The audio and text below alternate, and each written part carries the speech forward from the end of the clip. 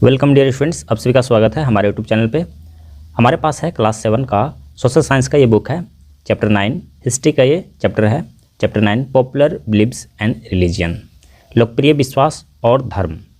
कुछ वर्ड्स यहाँ पे दिए हुए हैं, न्यू वर्ड्स टू रिमेंबर, जो कि इस चैप्टर में उपयोग हुआ है।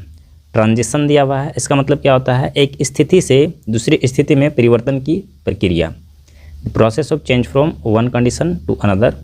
ऑर्थोडॉक्स, इसका मतलब होता है रूढ़िवादी, परंपरा या धर्म के अनुरूप, जो हमारे धर्मों में पाया जाता है या परंपरागत रूप से जो चलते आ रहे हैं। तो इसके बाद सिलसिला, हिंदी वर्ड है सिलसिला।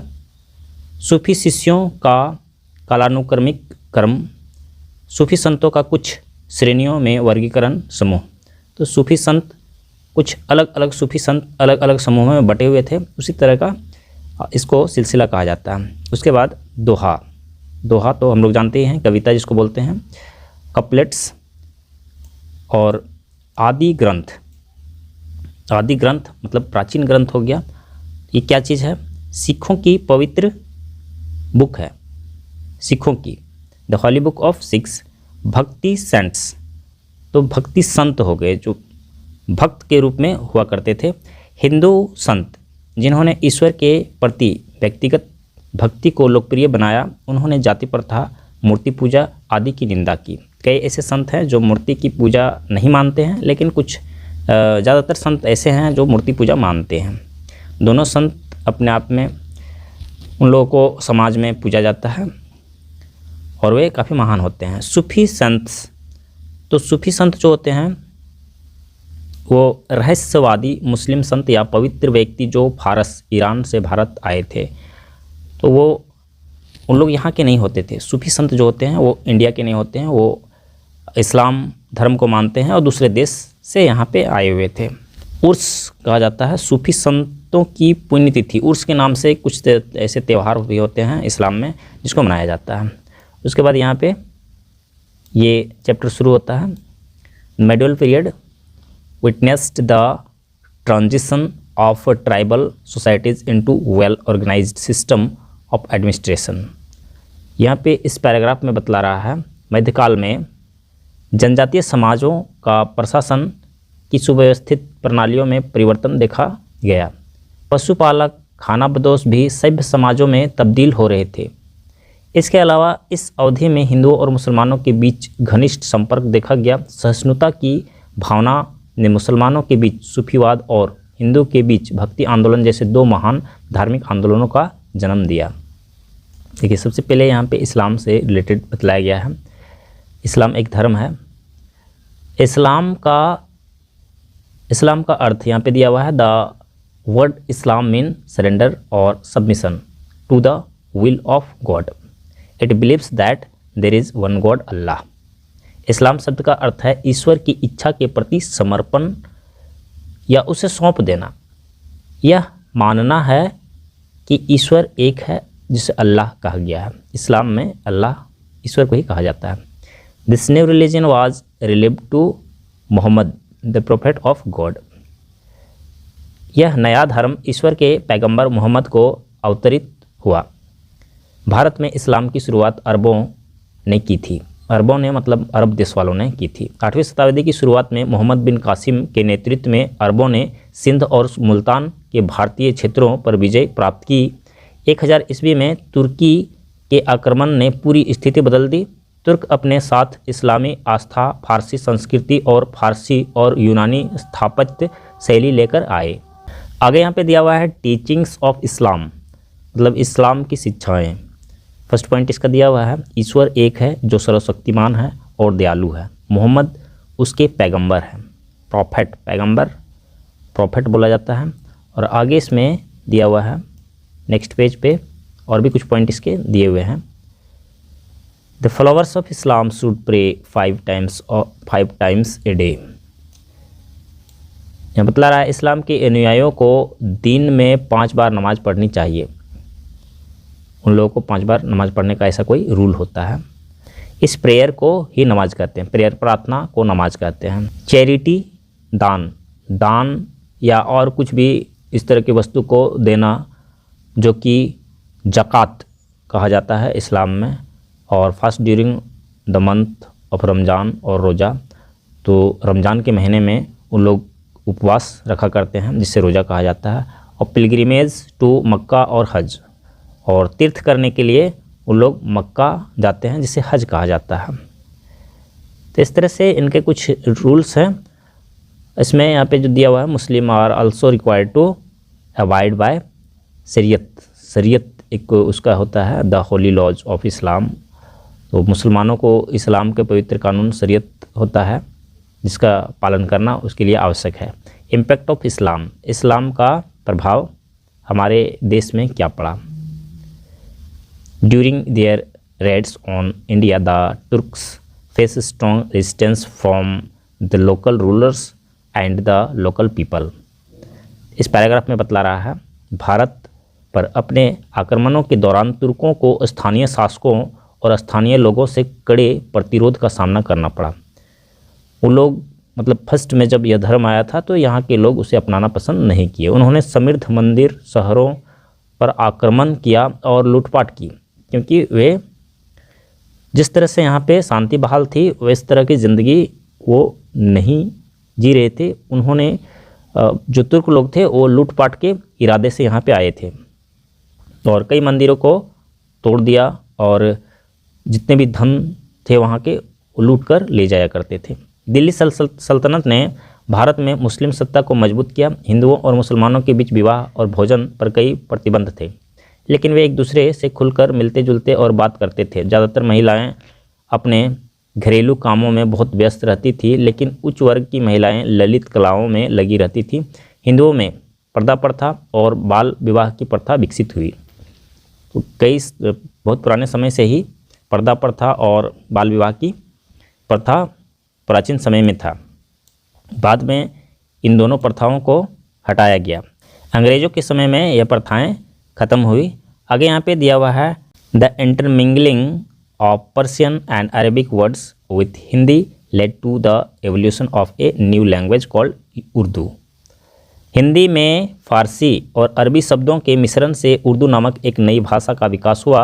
हम इस अवधि के दौरान सूफीवाद और भक्ति आंदोलन के उदय के बारे में चर्चा करेंगे। देखिए यहाँ पे इस दौरान क्या घटनाएं घटी उसे छोड़कर यहाँ पे विशेष रूप से सूफीवाद, सूफी आंदोलन, सूफी मूवमेंट के बारे में और भक्ति आंदोलन के बारे में इस चैप्टर में बतलाया जाएगा। द सूफी मूवमेंट, सूफी आंदोलन।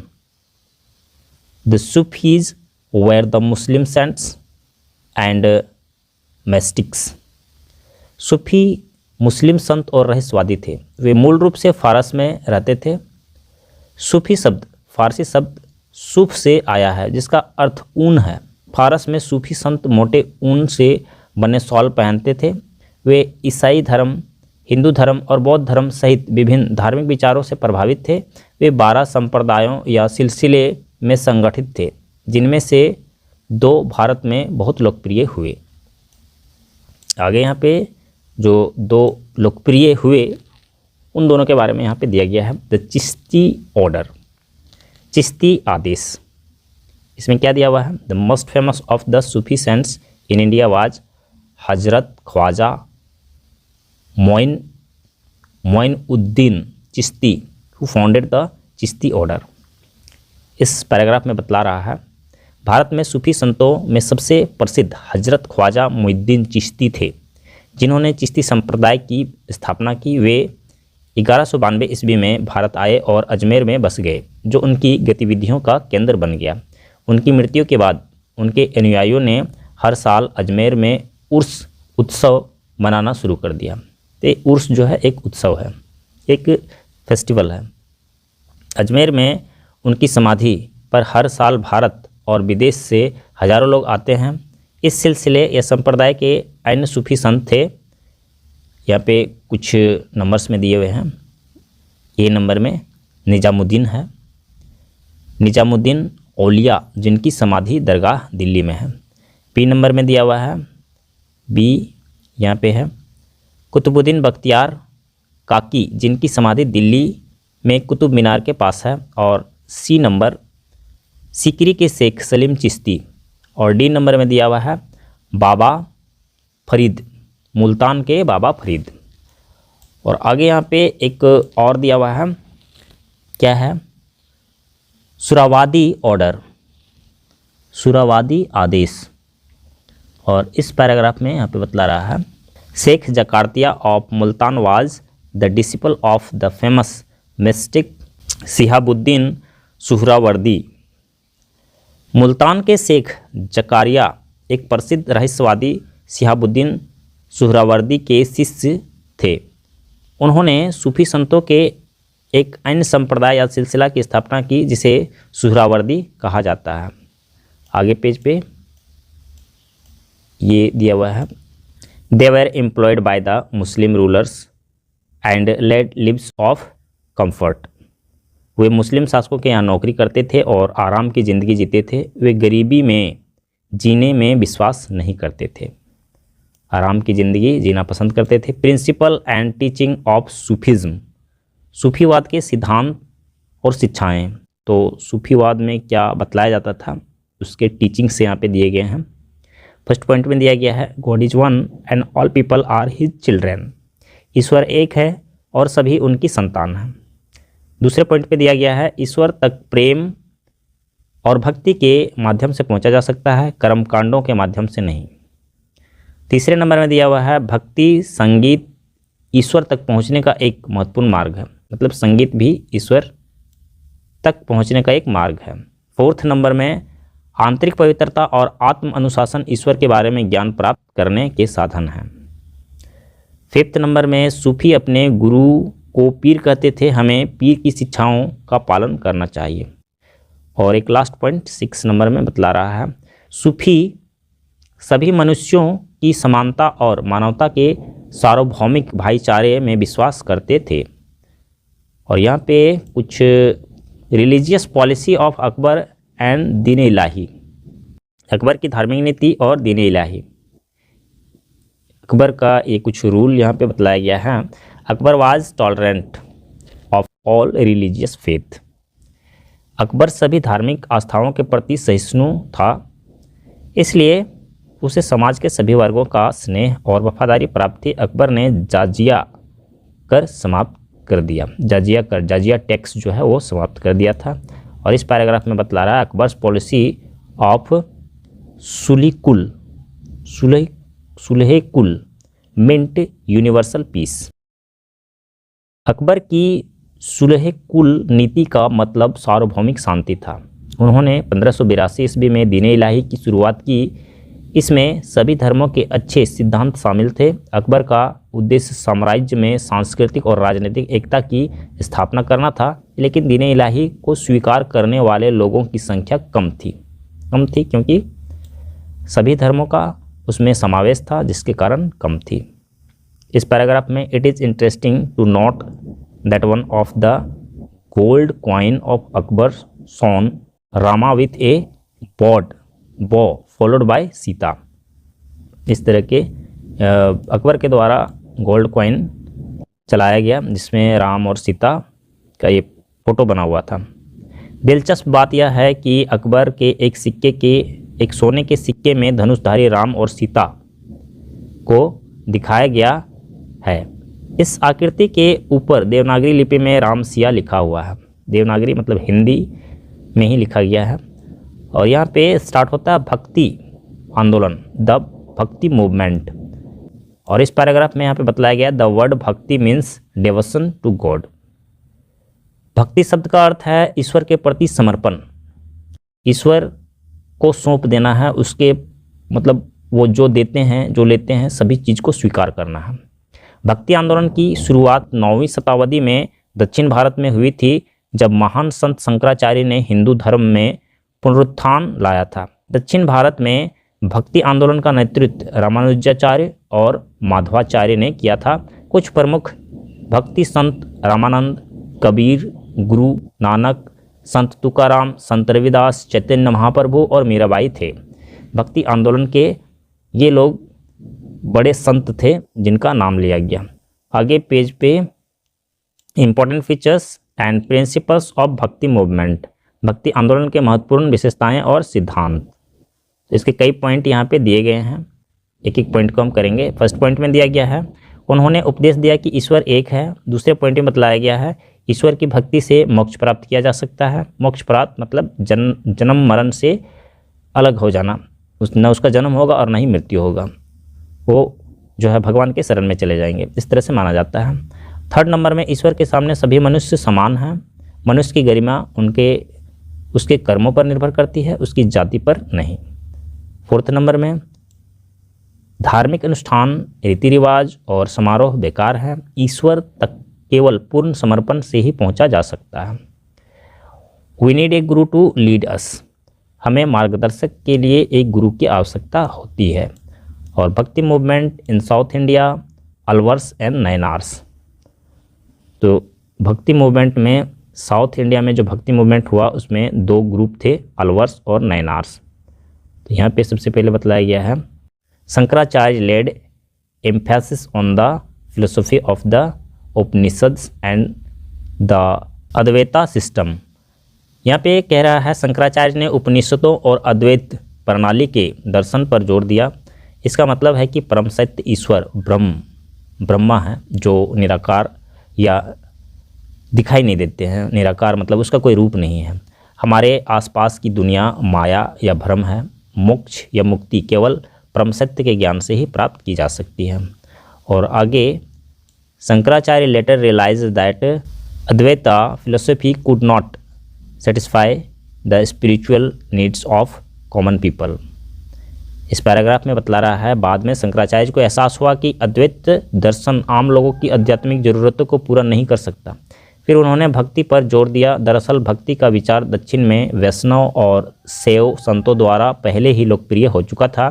उन्होंने भगवान विष्णु और शिव तथा देवी शक्ति की स्तुति में भक्ति भजनों की रचना की। और आगे यहाँ पे अलवर्स एंड नयनार्स, इसके बारे में बतला रहा है वैष्णव संत अलवर्स 7वीं और 8वीं शताब्दी के दौरान फले फूले। वे सभी घुमक्कड़ गायक थे जो भगवान के पीछे पागल थे। और यहाँ पे शैव संत दिया हुआ द सेवा सेंट्स वेयर कॉल्ड नयनार्स। शैव संतों को नयनार्स कहा जाता था। तो शैव संत मतलब शिव के भक्त, वे भी 7वीं और 8वीं शताब्दी में थे। उनमें से सबसे महत्वपूर्ण है अप्पार, सुंदर मूर्ति और मनिक्को सागर। उनकी छवियां दक्षिण भारत के कई शिव मंदिरों में देखी जा सकती है। और यहाँ पे श्री रामानुजा के बारे में दिया गया है। श्री रामानुजा का जन्म 1027 ईस्वी में श्री पेरम्बंदूर में हुआ था। वे एक तपस्वी बन गए और बहुत लोकप्रिय हो गए। बाद में वे श्री राम में बस गए। उन्होंने पूरे दक्षिण भारत का दौरा किया और कई लोगों को वैष्णव धर्म में परिवर्तित किया। उनका मानना था कि भक्ति मतलब ईश्वर के प्रति समर्पण का मार्ग सभी के लिए खुला है, चाहे वे उच्च हो या निम्न। और एक व्यक्ति हैं श्री माधवाचार्य, तो इनके बारे में दिया हुआ है। श्री माधवाचार्य का जन्म 1199 ईस्वी में कर्नाटक के उडुपी के निकट एक गांव में हुआ था। वे एक तपस्वी बन गए और कई साल प्रार्थना और ध्यान में बिताए। उन्होंने उडुपी में भगवान कृष्ण का एक मंदिर बनवाया। उनका मानना था कि भगवान की कृपा से मोक्ष मिलती है। वीर सेवा सेक्ट ऑफ वसावा, बसव का वीर शैव संप्रदाय। इस पैराग्राफ में बतला रहा है इन कर्नाटक का बसावाना और बसावना या बसाव became an advocate of वीर शैविज्म। कर्नाटक में बसावना या बसाव वीर शैव धर्म के समर्थक बन गए। वे 12वीं शताब्दी के मध्य में शासन करने वाले एक जैन राजा के मंत्री थे। वीर शैव संप्रदाय की महत्वपूर्ण विशेषताएं थी। यहाँ पे नंबर में दिया हुआ है ABC करके दिया हुआ है। ए में दिया हुआ है सभी मनुष्यों की समानता, तो सभी मनुष्य जो है इक्वल है। बी नंबर में दिया हुआ है जाति व्यवस्था की अस्वीकृति। और सी नंबर में समाज में सुधार की उत्सुकता, विशेष रूप से महिलाओं को कठोर प्रतिबंधों से मुक्ति, क्योंकि बहुत ऐसे रिवाज थे, कस्टम थे जो महिलाओं को काफ़ी समस्या का सामना करना पड़ता था। बसो ने उस युग में एक ब्राह्मण की बेटी और एक तथाकथित अछूत के बेटे के बीच विवाह की व्यवस्था की। वे एक भक्त और सुधारक दोनों थे। तो उसने समाज को एक दिशा दिखाने के लिए, इस तरह की जाति प्रथा को रोकने के लिए इस तरह की विवाह करवाई थी।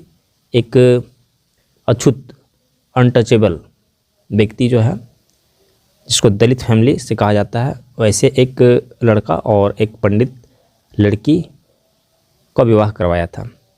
आगे दिया हुआ है भक्ति मूवमेंट इन महाराष्ट्र। महाराष्ट्र में भक्ति आंदोलन।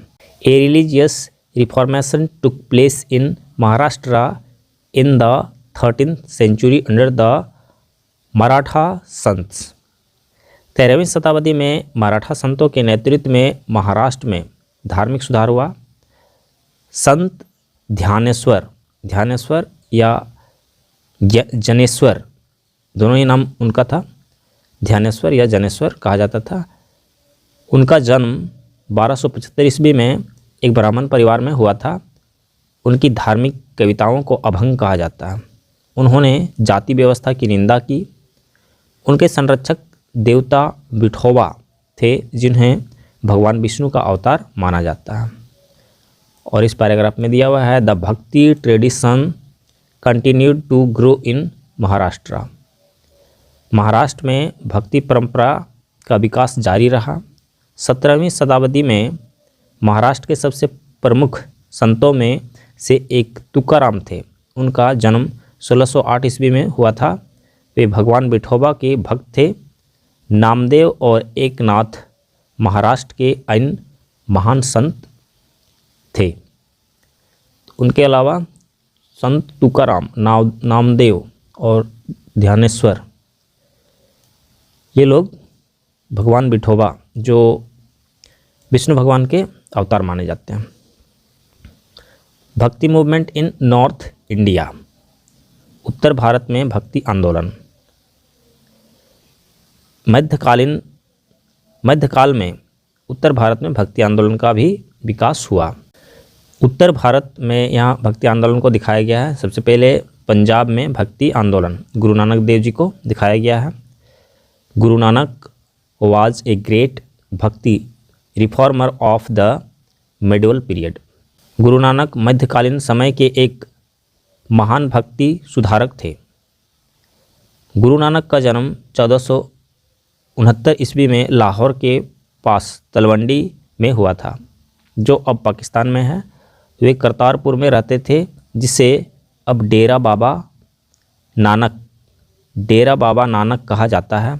सूफीवाद की ओर आकर्षित होने के कारण वे हिंदू और मुस्लिम पूजा केंद्रों की लंबी तीर्थ यात्रा पर गए। फिर वे पंजाब लौट आए और अपने सिद्धांतों का प्रचार करना शुरू कर दिया।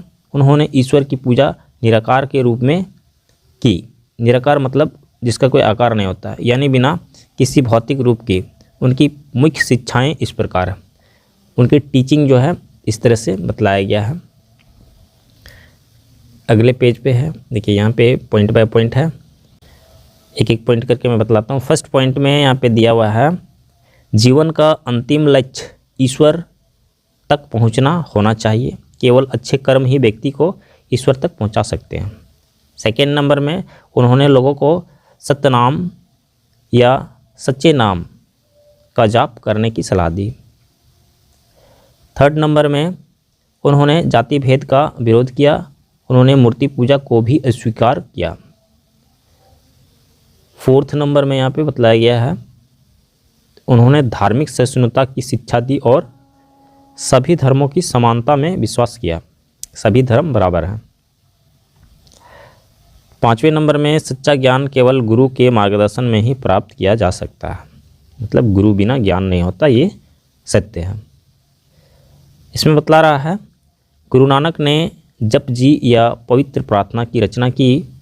उनके अनुयायी सिख कहलाए। सिख शब्द संस्कृत शब्द शिष्य से आया है, जिसका अर्थ है शिष्य। सिख मतलब होता है सिख, शिष्य। द लेटर सिख गुरु मतलब बाद के सिख गुरु, उनके बाद जो आए उनके बारे में यहाँ पे दिया गया है। Before Guru Nanak left this world in AD 1539. He nominated Bhai Lehna as his successor.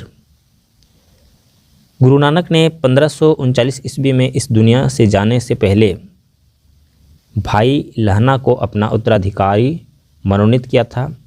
Guru Nanak ने उन्हें अपने शरीर का अंगद कहा था, इसलिए उन्हें गुरु अंगद 1539 ईस्वी से 1552 ईस्वी के नाम से जाना जाने लगा।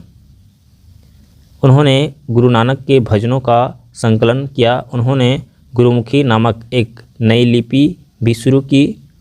उन्होंने लंगर प्रणाली सामुदायिक भोजन शुरू की। अभी भी जो है लंगर प्रणाली अभी भी गुरुद्वारे में चलता है, वहाँ पे लोग मुफ्त में खाना खा सकते हैं। बहुत सारे भक्त ऐसे होते हैं जो वहाँ तक पहुँचते हैं गुरुद्वारे में और उनके पास कोई व्यवस्था नहीं रहता है, तो फिर वो खाना वहीं खाते हैं। दूसरे नंबर पे दिया हुआ है गुरु अंगद ने अमरदास 1552 ईस्वी से 1574 ईस्वी तक अमरदास का कार्यकाल था, ये बतला रहा है, को अपना उत्तराधिकारी मनोनीत किया। गुरु अमरदास के नेतृत्व में सिख धर्म ने तेजी से प्रगति की। और तीसरे नंबर पे बतला रहा है गुरु रामदास 1574 ईस्वी से 1581 ईस्वी तक। मतलब है कि गुरु अमरदास के बाद जो है रामदास आया। गुरु रामदास 1574 ईस्वी से 1581 ईस्वी तक वो रहा, सिख धर्म के गुरु रहा। चौथे सिख गुरु थे गुरु रामदास। उन्होंने गुरु गद्दी को वंशानुगत बनाया। उन्होंने 1575 ईस्वी में पवित्र शहर अमृतसर की स्थापना की। और इस चौथे पॉइंट पे गुरु अर्जन देव, इस चौथे के बाद पाँचवें नंबर पे है 1581 ईस्वी से 1606 ईस्वी तक वे रहे पाँचवें गुरु के रूप में। पाँचवें गुरु एक उल्लेखनीय आयोजक थे। उन्होंने अमृतसर का निर्माण पूरा किया और हरमंदिर साहिब अर्थात स्वर्ण मंदिर का निर्माण करवाया, जो गुरु की गद्दी बन गया। उन्होंने आदि ग्रंथ संकलित किया, जिसमें गुरु नानक, गुरु अंगद, गुरु अमरदास, गुरु रामदास और उनके कई भजन शामिल हैं। और इस पैराग्राफ में during the reign of empire Jahangir his son rebelled against the father. बादशाह जहांगीर के शासन काल में उनके बेटे ने पिता के खिलाफ विद्रोह कर दिया। गुरु अर्जन देव ने राजकुमार की मदद की। इससे बादशाह नाराज हो गए।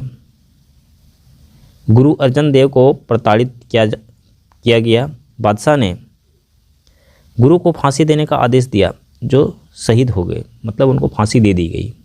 बादशाह के इस क्रूर कृत्य ने शांति प्रिय सिखों को एक लड़ाकू समुदाय में बदल दिया और वे उनसे लड़ने के लिए तैयार हो गए, लड़ने के लिए हमेशा तैयार रहते थे।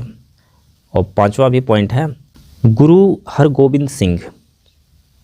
इस 1606 से 1644 ईस्वी तक इनका कार्यकाल रहा। अगले गुरु बने, मतलब छठे नंबर का गुरु बने। उन्होंने अमृतसर में स्वर्ण मंदिर के सामने अकाल तख्त शाश्वत सिंहासन का निर्माण करवाया। उन्होंने एक सुसज्जित सेना का गठन किया और अपने अनुयायियों को अपने सम्मान और अपने समुदाय की रक्षा करने के लिए प्रोत्साहित किया।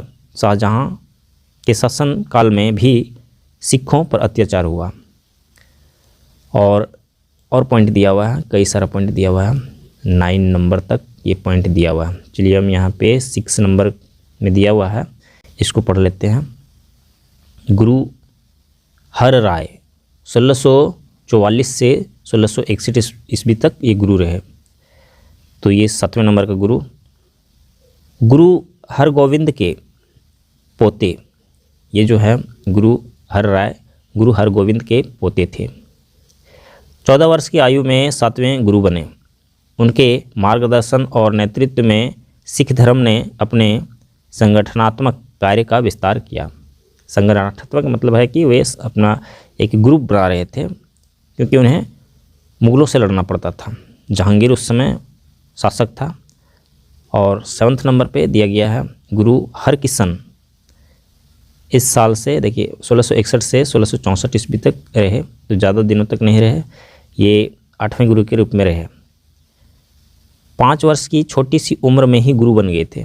दुर्भाग्यवश वे 1664 ईस्वी में इस दुनिया से चले गए। देखिए कम ही उम्र में, अत्याचार इतना था। उसके बाद 8 नंबर में गुरु तेग बहादुर।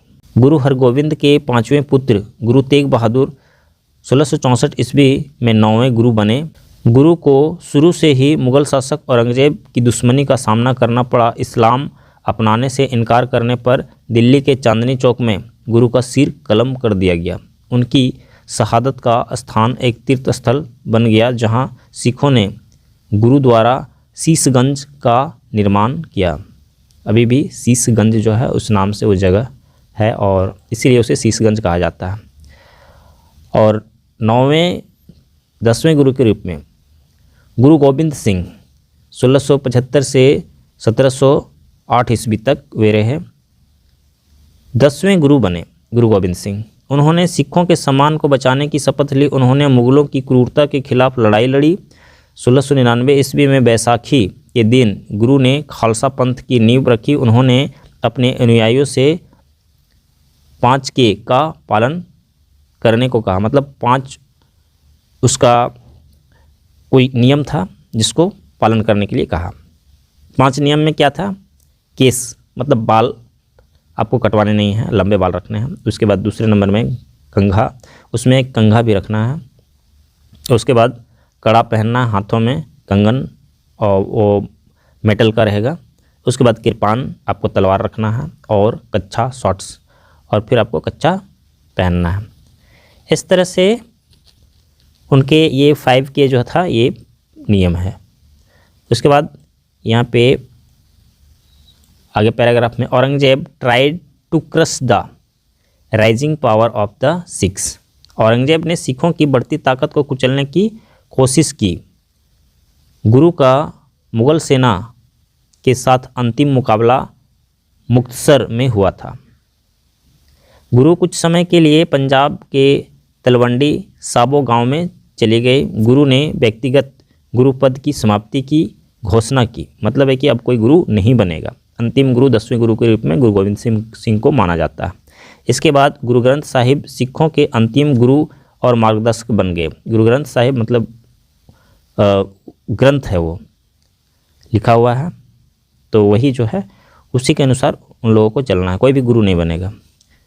और इस पैराग्राफ में दिया है Guru Gobind Singh was not only a great military genius, he was also a great scholar. Guru Gobind Singh न केवल एक महान सैन्य प्रतिभा थे, बल्कि वे एक महान विद्वान भी थे। गुरु की रचनाओं को दशम ग्रंथ 10वीं पुस्तक नामक एक खंड में संकलित किया गया था। तो अभी भी वो बुक है।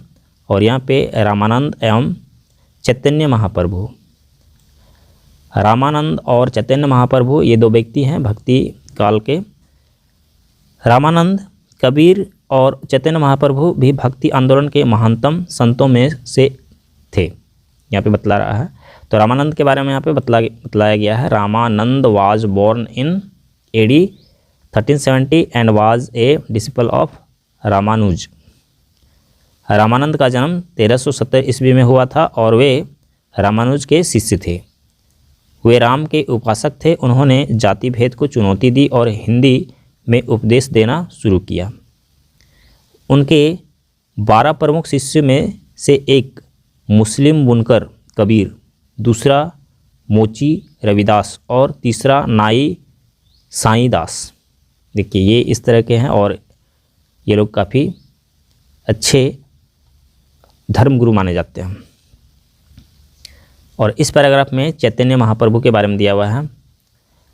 चैतन्य महाप्रभु 1485 से 1533 ईस्वी के बीच में इनका जीवन रहा है। बंगाल में जन्मे एक प्रसिद्ध भक्ति संत और सुधारक थे। उन्होंने कृष्ण पंथ यानी भगवान कृष्ण की पूजा को लोकप्रिय बनाया।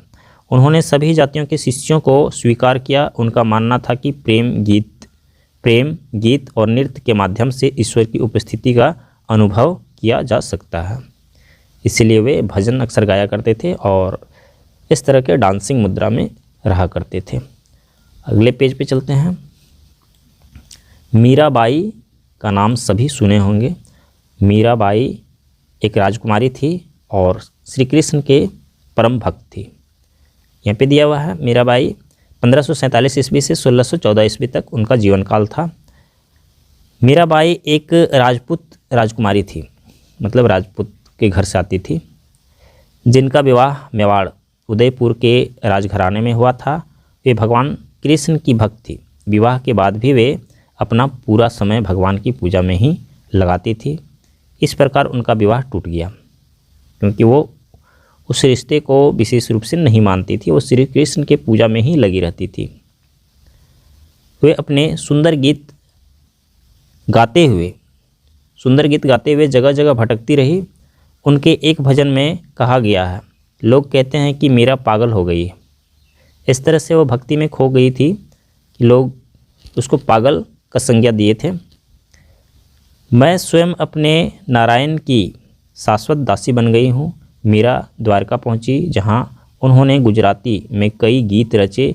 नरसिंह मेहता के बाद उन्होंने गुजराती में भक्ति साहित्य में सबसे बड़ा योगदान दिया। उनके गुरु रविदास थे। गुरु रविदास, उनका संदेश था, ना तो जन्म ना ही पद भगवान की उपस्थिति का अनुवाद करने का साधन है। प्रेम या भक्ति का केवल एक ही साधन है। मतलब प्रेम या भक्ति से ही ईश्वर को प्राप्त किया जा सकता है। और इस पैराग्राफ में नाथपंथी और योगी, इस पैराग्राफ में दिया गया है, नाथपंथी वे संत थे जिनका जोर योग और आंतरिक शांति पर था। गोरखनाथ को नाथ संप्रदाय का संस्थापक माना जाता है। उनके अनुयायी नाथपंथी कहलाए। वे 10वीं और 11वीं शताब्दी के दौरान फले फूले। उन्होंने पुरोहित वर्ग के अधिकार को चुनौती दी और इसलिए वे निम्न जाति समूहों के बीच बहुत लोकप्रिय थे। गोरख की धार्मिक कविताएं गोरख बानी यानी गोरख की आवाज़ शीर्षक के तहत प्रकाशित हुई। और केस स्टडी में यहाँ पे कुछ बतलाया गया है कबीर दास के बारे में, उनके जीवन के बारे में बतलाया गया है। और इसमें दिया गया है, Kabir is believed to be the child of a Brahmin widow. माना जाता है कि कबीर एक ब्राह्मण विधवा की संतान थे। उनका जन्म 1398 ईस्वी में हुआ था। उनका पालन पोषण नीरू नामक मुस्लिम बुनकर ने किया था। उन्होंने अपने पिता का पेशा अपनाया।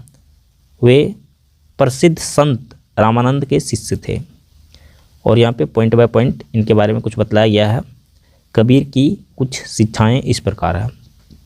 पॉइंट 1 में बतलाया गया है, उन्होंने सभी धर्मों की समानता पर जोर दिया। उन्होंने कहा, हिंदू और मुसलमान एक ही मिट्टी के बने बर्तन की तरह हैं। उन्होंने दूसरे नंबर पे बतला रहा है, उन्होंने मूर्ति पूजा की निंदा की और निराकार ईश्वर में विश्वास किया। उन्होंने कहा, अगर पत्थर की पूजा करने से ईश्वर तक पहुंचा जा सकता है तो मैं पहाड़ की पूजा करने के लिए तैयार हूं। और तीसरे नंबर में, he did not believe in meaningless ritual. वे बिना मतलब के रीति रिवाजों पर विश्वास नहीं करते थे, उसी परंपराओं पर विश्वास नहीं करते थे, जैसे कि पिलग्रिमेज मतलब है कि तीर्थ यात्रा में जाना। इसके और भी पॉइंट दिए हुए हैं। 4th नंबर पॉइंट, ही कमांडेड कास्ट, मतलब है उन्होंने जाति और भेद और पुरोहित वर्ग अर्थात मौलवी और पंडितों की सर्वोच्चता की निंदा की। मतलब वे नहीं मानते थे इन चीज़ों को। और devotion to God was regarded as a effective means of salvation. 5वें नंबर में कह रहा है, ईश्वर की भक्ति को मोक्ष का एक प्रभावी साधन माना जाता था। और 6ठे नंबर में, ईश्वर तक पहुंचने के लिए व्यक्ति का हृदय शुद्ध होना चाहिए जो बेईमानी, कपट और पाखंड से मुक्त हो। आगे इस पैराग्राफ में बतलाया गया है, Kabir's teaching are recorded in बीजक द सीड बुक। बीजक नाम दिया गया है। कबीर की शिक्षाएं बीज पुस्तक में दर्ज है। उन्हें एक महान रहस्यवादी संत माना जाता है और उनके दोहे आज भी उनके अनुयायी पढ़ते हैं। उनके अनुयायियों को कबीरपंथी कहा जाता है। सिखों में कबीर के प्रति बहुत सम्मान और प्रशंसा की भावना है। उनके कई दोहे सिखों के आदि ग्रंथ में शामिल किए गए हैं। तो उनके अनुयायी आज भी आपको देखने को मिलेंगे और इनके जो दोहे हैं वो हमें किताबों में पढ़ने के लिए मिलते हैं, स्टूडेंट्स उसको पढ़ते हैं। और यहाँ पे बाउल्स फ्रॉम बंगाल के Bauls are a group of mystic minstrels from Bengal. Baul Bengal के रहस्यवादी मिस्त्रियों का एक समूह है। बाउल एक धार्मिक संप्रदाय और एक संगीत परंपरा दोनों है। उन्होंने बंगाल की संस्कृति को काफ़ी प्रभावित किया है। और आगे इस पैराग्राफ में बतला रहा है, बाउल शब्द पहली बार 15वीं शताब्दी की शुरुआत में बांग्ला पाठ में दिखाई दिया। बाउल विचार सूफीवाद, इस्लाम, वैष्णववाद, बौद्ध धर्म और तांत्रिक पंथ का एक व्यापक मिश्रण है। वे दिव्य प्रेम का अभ्यास करते थे। रविंद्रनाथ टैगोर के कुछ गीत बाउल विषय से काफ़ी प्रभावित है। और अंत में यहाँ पे लिखा हुआ है, 2005 में बाउल परंपरा को यूनेस्को द्वारा मानवता की मौखिक और अमूर्त विरासत की उत्कृष्ट कृतियों में शामिल किया गया था।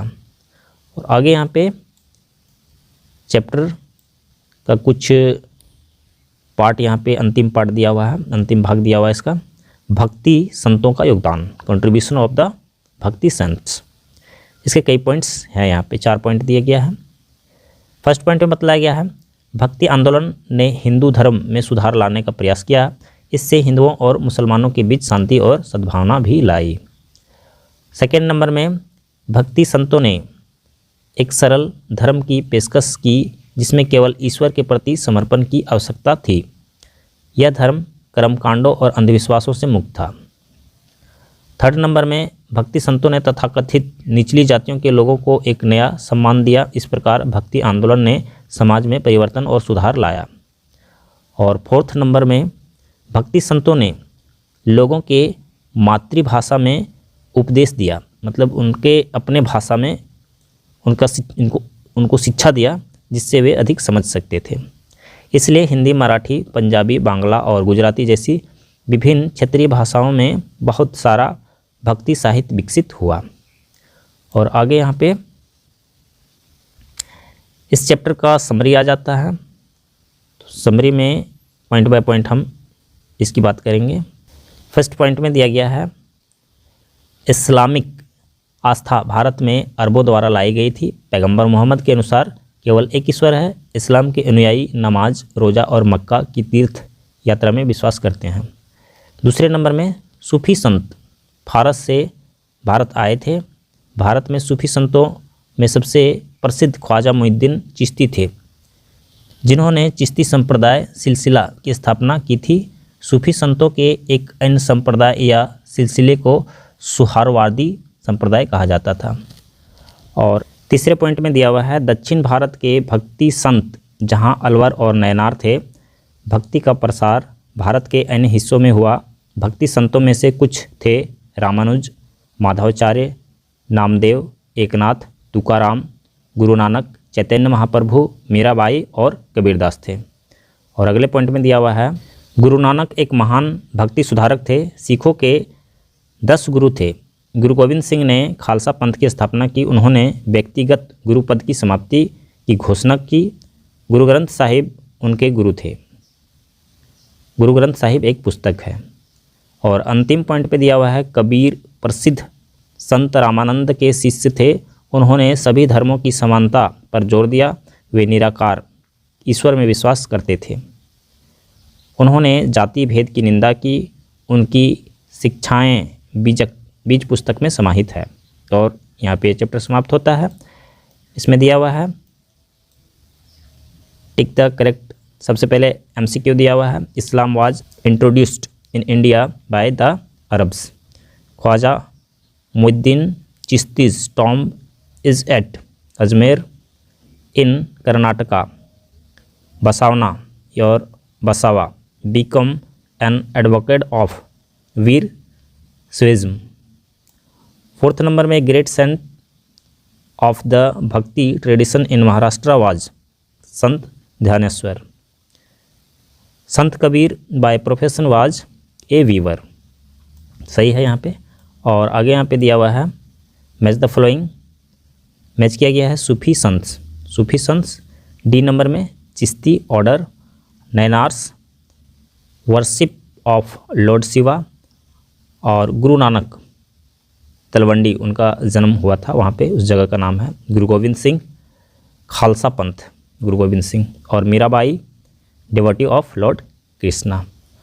और आगे इसमें शॉर्ट क्वेश्चंस है, कई सारे क्वेश्चन हैं यहाँ पे, 6 क्वेश्चन है शॉर्ट क्वेश्चन, और